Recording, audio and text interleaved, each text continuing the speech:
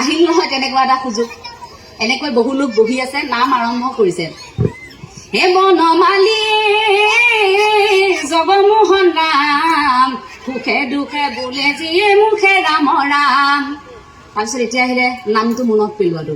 হে বনমালী জগমোহন ৰাম, এ ডালে ডালে বগাই ফুৰে তাৰ কিবা নাম। পাহৰি গৈছে মানে কাৰ নামটো মনত পেলাব পৰা নাই, সেইকাৰণে লিটিকাইলৈ চাইছে, সুধি আছে এ বনমালী জগমোহন ৰাম, এ ডালে ডালে বগাই ফুৰে তাৰ কিবা নাম। এনেকে সুধি আছে।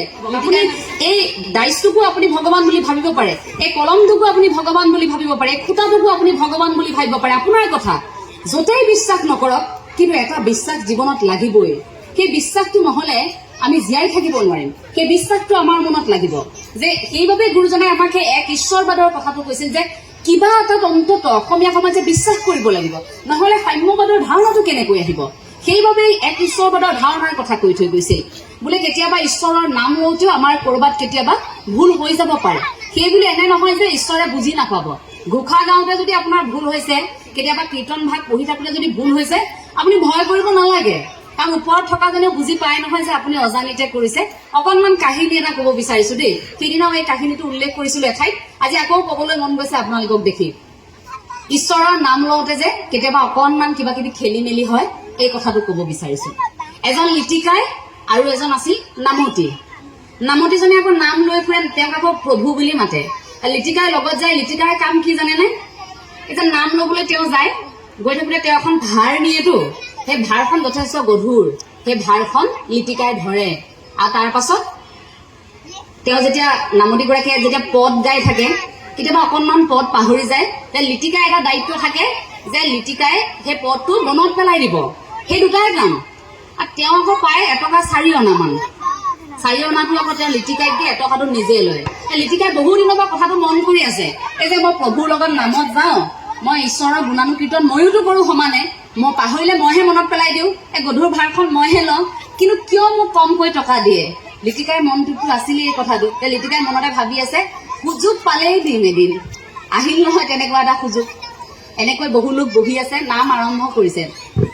হে বনমালী জগমোহন ৰাম, সুখে দুখে বোলে যিয়ে মুখে ৰাম ৰাম। তাৰপিছত এতিয়া আহিলে নামটো মনত পেলোৱাটো।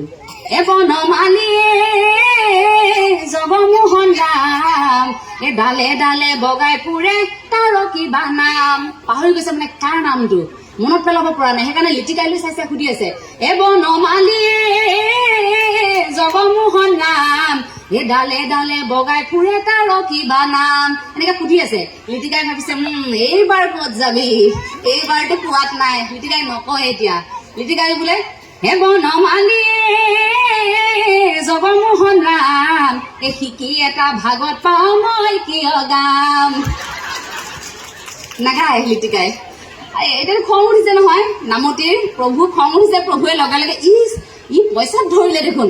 আকৌ সুধিছে এ ডালে ডালে বগাই ফুৰে তাৰ কিবা নাম, এ শিকি এটা ভাগত পাওঁ মই কিয় গাম। নাই কোৱা।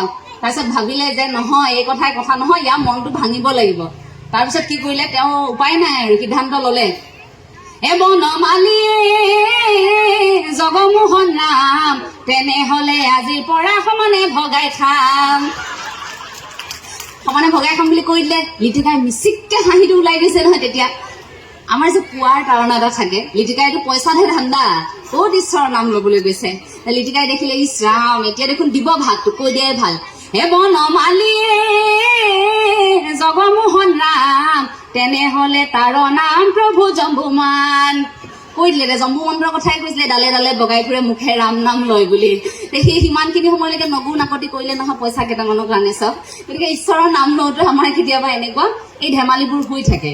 কিন্তু তাৰ পাছতো যিহেতু ঈশ্বৰৰ গুণানুকীৰ্তন কৰিবলৈ গৈছে, তাক যদি আমি এটা ধনাত্মক দৃষ্টিভংগীত যদি আমি লওঁ, তেন্তে আমি ক'ব লাগিব যে হাজাৰ হওক ঈশ্বৰৰ নাম আপুনি লৈছে, যদি হৃদয়ত যদি আপোনাৰ সঁচা আছে, তেন্তে ঈশ্বৰে বুজি পাব। কিন্তু আমাক দেখুৱাবৰ বাবে নহয়। আপুনি নামঘৰত দক্ষিণাটো মোটা অংকৰ আগ নবহালেও হ'ব। আপুনি সেই ঈশ্বৰৰ প্ৰতি আপুনি এই যে মই ছাগলী এটা দিম, মই যে অমুক এটা দিম, এই জীৱ এটা মই বলি দিম, এই এনেকৈ মনতে এই ডাঙৰ কামনা এটা নকৰিলেও হ'ব।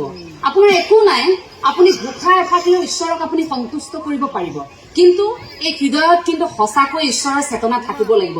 আৰু তাৰ বাবে শিশুসকলক আপোনালোকে আপোনালোকৰ ঘৰখনত এটা আধ্যাত্মিক পৰিৱেশ দিব লাগিব, যাৰ বাবে আপোনালোকৰ শিশুসকলে ভাবিবলৈ লয় যে যি নহলেও ভগৱান আছে। কৃষ্ণ শব্দটো যাতে উচ্চাৰণ কৰিবলৈ শিকে। আমি কাৰোবাৰ গাত খুন্দা খালে চৰি বেয়া নাপাব দেই এনেকৈ কওঁনে? কিন্তু অসমীয়া মানুহে আমি বেছিকৈ কি কওঁ? কৃষ্ণ প্ৰভু, কৃষ্ণ ভালে আছে, ভালনে বাপ? চাবচোন গাঁৱত খুব বেছিকৈ মুখেৰে ৰাম ৰাম কৈ থকা ব্যক্তিও আছে। আমাৰ গাঁৱত এগৰাকী বৰ্তা আছিল, তেওঁ নিজে প্ৰথমে আহি ৰাম কৃষ্ণ আহিলি এনেকৈয়ে কথা কয়। তে আমি ভাবি থাকো বৰদেউতা ইমান কৃষ্ণ কৃষ্ণ কৈ থাকে, ইমান ৰাম ৰাম কৈ থাকে। পিছতহে অনুভৱ কৰিলো গোটেই জীৱনটো সেই অকলশৰীয়া মানুহগৰাকী সেই কৃষ্ণ নাম, সেই ৰাম নামেৰে জীৱনটো পাৰ কৰিলে। গতিকে সেইটোতো এটা শান্তি আছে। আমি বহু কিবা কিবি পাবলৈ তাৰণা কৰি থাকিব নালাগে নহয়। এটা সাধাৰণ জীৱন আমাৰ কি অসুবিধা আছে? আপুনি আজি কোটি টকা নঘটিল, কি অসুবিধা আছে কওকচোন? আপোনাৰ হাতত আজি আপোনাৰ বেংক বেলেঞ্চ আজি 100 কোটি নাই, কিবা অসুবিধা হ'ব নেকি? আমি নোখোৱাকৈ আছো নেকি? কিন্তু আপুনি চিন্তা কৰিব পদপথত থকা ব্যক্তিসকল কেনেকৈ আছে, এই একেবাৰে দুৰ্ভোগত থকাসকল কেনেকৈ আছে। বোলে সপোন যদি দেখা তেন্তে ওপৰৰজনক চাবা, যদি বহুত বেছি নিজৰ কথা ভাবিছা তেন্তে তলত থকা জনক চাবা, যে তলত থকা মানুহজন কেনেকৈ আছে। আপুনি আজি দুসাঁজ খাবলৈ পাইছে, এসাঁজ যদি মাছেৰে খাইছে, আন সাঁজ আপুনি মাংসৰে খাইছে, কিন্তু আপোনাৰ কাষত থকা ঘৰৰ এগৰাকীয়ে সেই ভাতকেইটা যোগাৰ কৰিবলৈ চিন্তা কৰিবলগীয়া হৈছে। গতিকে আমাৰ চিন্তাবোৰ তেনেধৰণৰ হ'ব লাগে যে আমি এই ঈশ্বৰক দিয়া কথাটো, ঈশ্বৰক দিয়াটো ভাল কথা, আপুনি এটা বিশ্বাসত দিছে, কিন্তু সেয়া সেৱাৰ ধৰ্মেৰে যদি হয়, যদি আৰ্তজনক অকণমান সহায় কৰি যদি সেই পথেৰে গৈছে, তেতিয়া ঈশ্বৰে বোলে বেছিকৈ পায়। আমিতো বিশ্বাস নকৰো যে ঈশ্বৰ নামি আহি চিধাই সেই প্ৰসাদখিনি খাই দিব, কিন্তু সেই প্ৰসাদ যদি ভোকাতুৰ এজনক আপুনি দিছে তেন্তে সেয়া আকৌ পোনে পোনে ঈশ্বৰৰ ওচৰলৈ যাব। মাজত আকৌ PK চিনেমাখনৰ দৰে মিডলমেনৰ প্ৰয়োজন নাথাকে। থাকে নেকি প্ৰয়োজন? নাথাকে। সেই মাজৰজনে খেলি মেলিহে কৰিব। আপুনি কব কিবা এটা, ঈশ্বৰক কবগে কিবা এটা, কাৰণ হাজাৰ টেনচন থাকিব ন। বহু লোকেতো তেওঁক কৈ থাকিব বোলে মোৰ কথাটো কৈ দিয়ক কৈ দিয়ক। এই ইমানখিনি আকৌ এজনক কবলৈ পঠিয়াবই নালাগে। নিজে অন্তৰত সঁচাকৈ থাকি ভগৱন্তক কলেই হ'ল যে প্ৰভু তুমি চাবা আমি সৎ পথত আছো। এইজনে শুনিব নহয় ওপৰৰজনে। সেই চিন্তাধাৰাটো আমাৰ মনত থাকক, সেই আধ্যাত্মিকতাৰ শিপাডাল আমাৰ মনত থাকক, সেই কথাটোহে কামনা কৰিছো। সময় অকণ নেপাওঁ, ইংগিত দিব লাগিব আপোনালোকে যে সামৰিব হৈছে। গতিকে সেইবাবেহে মই কথাখিনি সামৰিব লাগিব। আপোনালোক সকলোকে কৃতজ্ঞতা জ্ঞাপন কৰিছো যে আপোনালোকে অকণমান আপোনালোকৰ কনিষ্ঠ এগৰাকী খুব সীমিত জ্ঞান থকা সাধাৰণ এগৰাকী যুৱতী